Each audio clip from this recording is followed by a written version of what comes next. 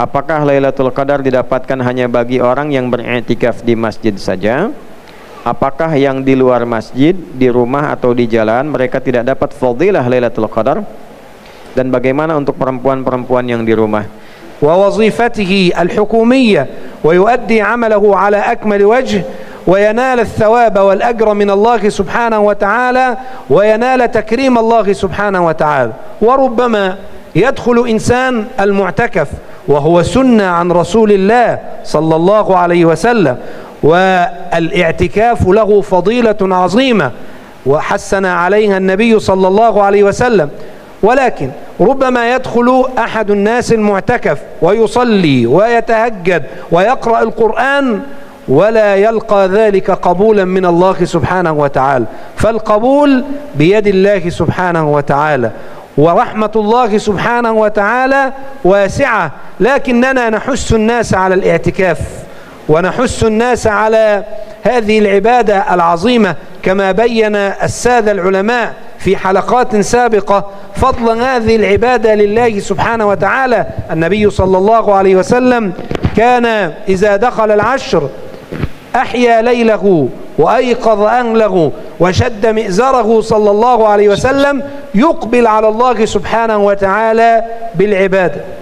ولكن قد يكون بعض الناس لا يستطيع ذلك، مكلف بأمر وظيفي أو مكلف بعمل ينفق منه على أولاده، أو امرأة مسؤولة عن أطفال ومسؤولة عن أولاد ومسؤولة عن زوج، إذا اعتكفت في المسجد يختل نظام هذا البيت. في ذلك الوقت نقول إن المحافظة على البيت أمر واجب، وتربية الأبناء أمر واجب، وطاعة الزوج أمر واجب، والاعتكاف سنة. وحينما يحصل التعارض يتقدم الواجب على السنة، وليس هذا تقليل من شأن الاعتكاف، وإنما هذا وضع الأمور في نصابها وعملا بقول الله سبحانه وتعالى لا يكلف الله نفسا إلا وسعها، وعملا بقول الله تعالى لا يكلف الله نفسا إلا ما آتاها. وصل اللهم وسلم وبارك على سيدنا محمد وآله وصحبه أجمعين.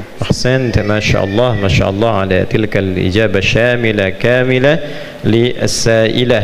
فترجمة تقريبا من هذه الإجابة الشاملة bahwa pertama beliau membuka dulu dengan kisah satu hadis. Saya kok dengar pertanyaan ini ingat satu hadis bahwa seorang laki-laki datang bergabung di Masjid Nabi, lantas kemudian berdoa, ya Allah tolong rahmati aku dan rahmati aku bersama Nabi Muhammad, tapi jangan ikutkan yang lain, kami aja berdua, ya.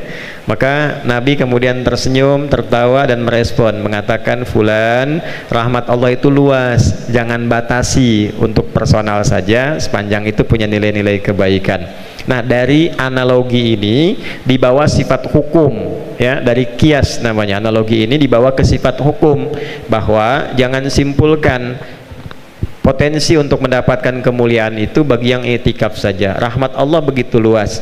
Ada yang bisa etikaf, ada yang tak bisa etikaf karena halangan-halangan tertentu.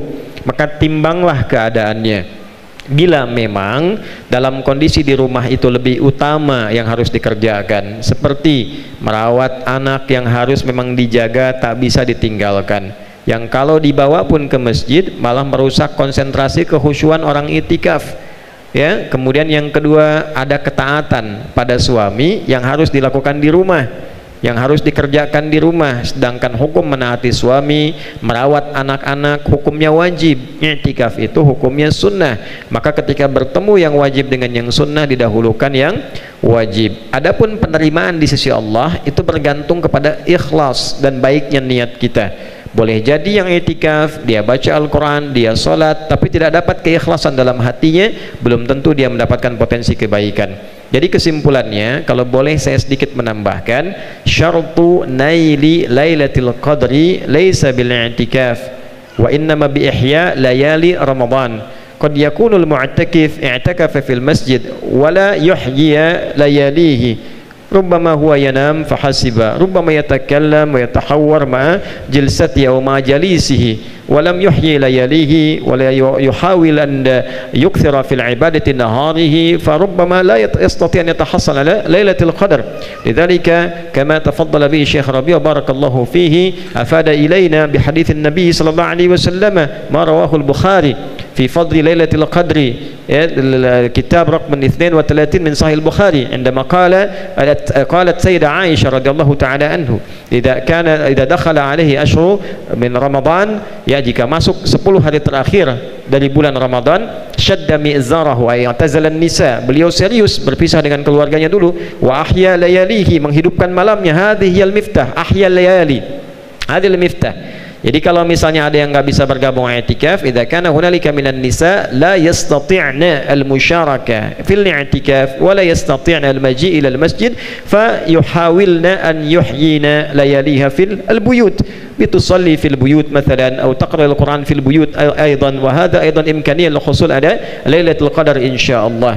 Ya, ini bagian terakhirnya adalah wa ayqadha ahlahu bima'na hunalika ba'du ahlihi la yusharik fil i'tikaf fil masjid يعني ربما هو يحيي لياليه في البيت لذلك قالت سيدة عائشة وأيقظ أهله يعني هنالك بعض الأهل لم يشاركوا في الاعتكاف ربما يبيتون في البيوت ولكن الذي يعتكف في المسجد عندما اشتعر والتمس أنه هذه الليلة متميزة فحاول هو أن يوقظ أهله لكي يحيي ليالي رمضان ويأتي إليه الإمكانية للحصول ونيل ليلة القدر والله تعالى أعلم بالصواب. Jadi di hadis tadi itu begini, Nabi kalau datang 10 terakhir ke masjid mengencangkan sarungnya, maksudnya berpisah sementara dengan keluarga, menghidupkan malamnya dan mengingatkan keluarga di rumah supaya bangun malam. Artinya apa? Artinya ibu ada yang di rumah yang nggak ikut ke masjid dan itu istri-istrinya, ya kan? Istri-istri Nabi tidak ikut ke masjid, oleh Nabi diminta bangun malam. Ibu bayangkan, yang penting dapat malam Al-Qadar itu menghidupkan malamnya. Maka ketika di rumah pun bangun malam, tidak sempat datang ke masjid karena hal tertentu, dia berpotensi mendapatkan malam Al-Qadar. Bisa dipahami sampai sini?